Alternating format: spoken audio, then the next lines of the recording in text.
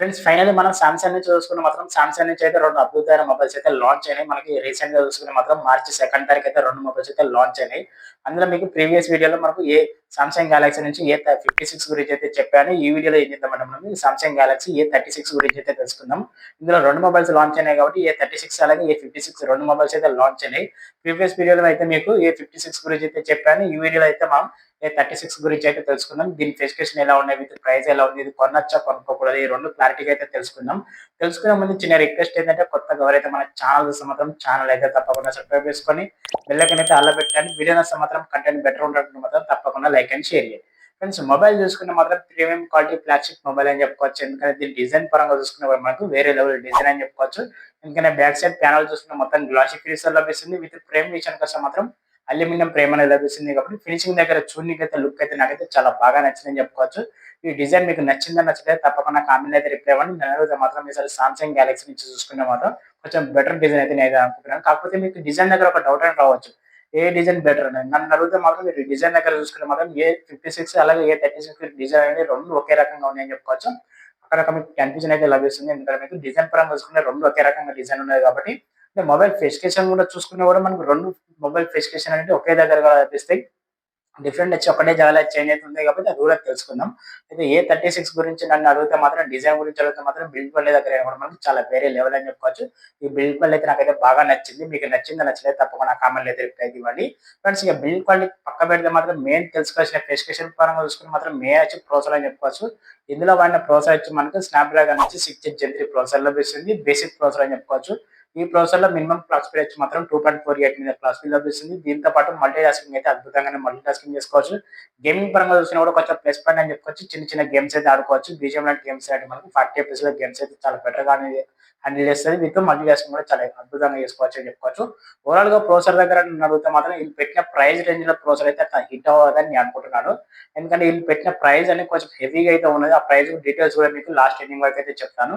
నన్ను అడిగితే మాత్రం ఆ ప్రైస్ రేంజ్‌లో ఈ ప్రాసెసర్ వర్తబుల్ కాదనుకుంటే మాత్రం నన్ను అడిగితే మాత్రం ఆళ్ళు పెట్టిన ప్రైస్‌లో మాత్రం ఈ ప్రాసెసర్ అయితే వర్తబుల్ అయితే కాదు. ఎవరైతే మీకు బెస్ట్ ఒక బడ్జెట్‌లో మనకు బెస్ట్ గేమింగ్ మొబైల్ కావాలనుకుంటే మాత్రం దీని జోలికైతే అస్సలు పోకండి.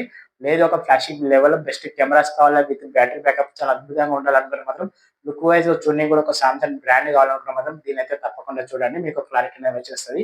ఎందుకంటే నన్ను అడిగితే ప్రాసెసర్ అయితే కొంచెం బెటర్ ప్రాసెసర్ అయితే అనిపించలేదు. ప్రాసెసర్ దగ్గర చూసుకుంటే మాత్రం నాకైతే కొంచెం డ్రాప్ అనిపించింది. మీ ఉద్దేశ్యం ఏమనుంటే మాత్రం తప్పకుండా కామెంట్ అయితే రిప్లై అయితే ఇవ్వండి. అలాగే డిస్‌ప్లే విషయానికొస్తే మాత్రం 6.7 ఇంచ్ సూపర్ AMOLED డిస్‌ప్లే లభిస్తుంది. 120 రిఫ్రెష్ లభిస్తుంది.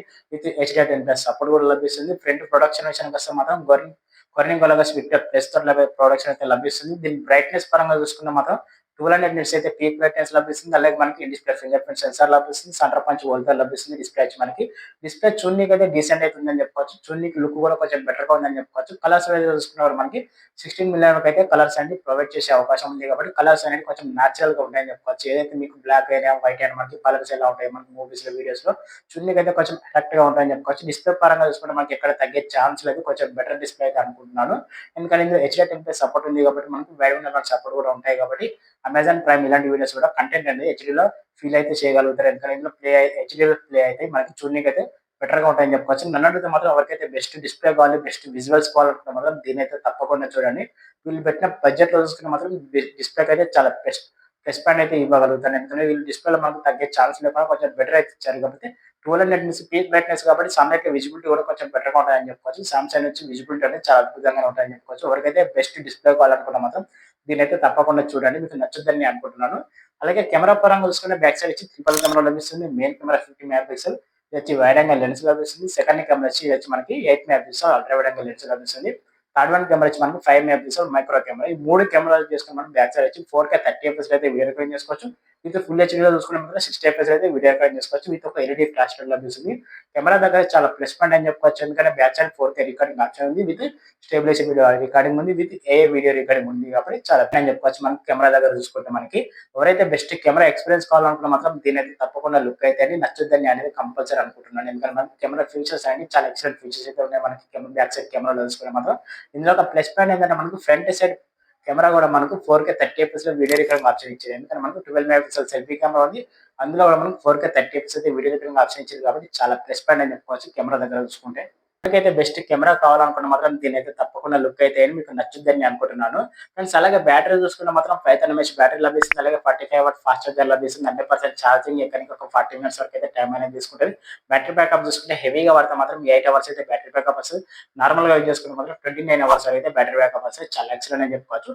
ఓవరాల్‌గా స్పెసిఫికేషన్ చూసుకుంటే ఫ్రెండ్స్ ఇలా ఉన్నాయి. ఈ స్పెసిఫికేషన్‌తో పాటు మరిన్ని స్పెసిఫికేషన్ తెలుసుకునే ముందు చిన్న రిక్వెస్ట్ ఏంటంటే కొత్తగా ఎవరైతే మన ఛానల్ చూస్తున్నారో ఛానల్ అయితే తప్పకుండా సబ్స్క్రైబ్ చేసుకొని వీళ్ళకైతే చాలా పెట్టండి. వీడియో నచ్చింది కంటెంట్ కొంచెం బెటర్‌గా ఉందనుకుంటే మాత్రం తప్పకుండా లైక్ అండ్ షేర్ చేయండి. ఫ్రెండ్స్ ఇక మిగతా స్పెసిఫికేషన్ చూసుకుంటే మాత్రం ఇందులో మనకి ఏఐ ఫీచర్స్ కూడా లభిస్తున్నాయని చెప్పుకోవచ్చు. అని చెప్పుకోవచ్చు. అలాగే ర్యామ్ అండ్ రోమ్ విషయానికి వచ్చి మనకి బేస్ మోడల్ 8 జీబీ ర్యామ్ 128 వేరు లభిస్తుంది. అలాగే మనకి 8 జీబీ ర్యామ్ 2 జీబీ ర్యామ్ లభిస్తుంది. 12 జీబీ ర్యామ్ అలాగే మనకి 512 జీబీ లభిస్తుంది. ఇందులో మెమరీ కార్డ్ వేసుకునే ఆప్షన్ అయితే లేదు. ఇది ఒకరైతే గుర్తుపెట్టుకోండి. ఫ్రెండ్స్ ఆండ్రాయిడ్ విషయానికి వస్తే ఆండ్రాయిడ్ 15 లభిస్తుంది. అలాగే మనకి యూఐ గురించి వస్తే మాత్రం సామ్సంగ్ వన్ యూఐ 6 లభిస్తుంది. వీటి అప్డేట్ విషయానికి వస్తే ఇక్కడ చాలా ప్లస్ పాయింట్ అని చెప్పుకోవచ్చు. ఎందుకంటే మనకి ఏ కంపెనీ అయితే ఇప్పటివరకు అయితే ఇలా ప్రొవైడ్ చేయలేదు.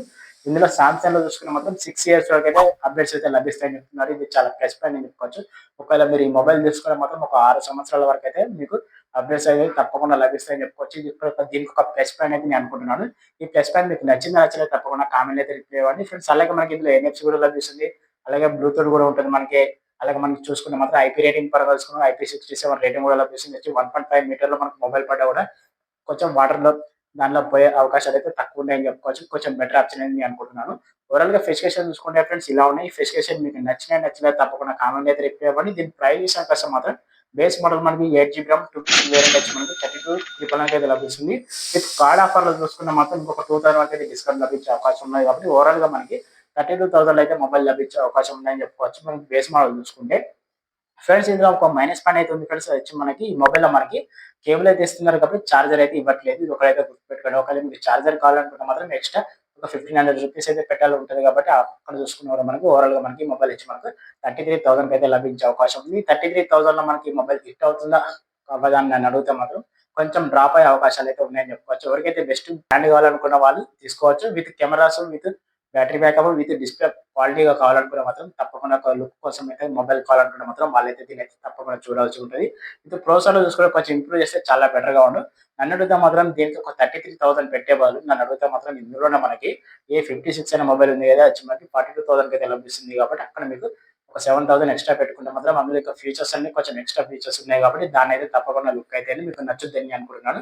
ఫ్రెండ్స్ ఈ వీడియో నచ్చితే మాత్రం తప్పకుండా లైక్ అండ్ షేర్ చేయండి. కొత్తగా ఎవరైనా మన ఛానల్ చూస్తే మాత్రం ఛానల్ అయితే తప్పకుండా సబ్స్క్రైబ్ చేసుకొని బెల్ ఐకాన్ ఆల్‌లో పెట్టండి. ఓకే ఫ్రెండ్స్ నేను మీ ఆర్‌ఎన్ మీరు చూసిన టెక్నికల్ ఆర్‌ఎన్ మరో కొత్త మొబైల్ కొత్త విషయం మళ్ళీ కలుద్దాం. టాటా బాయ్.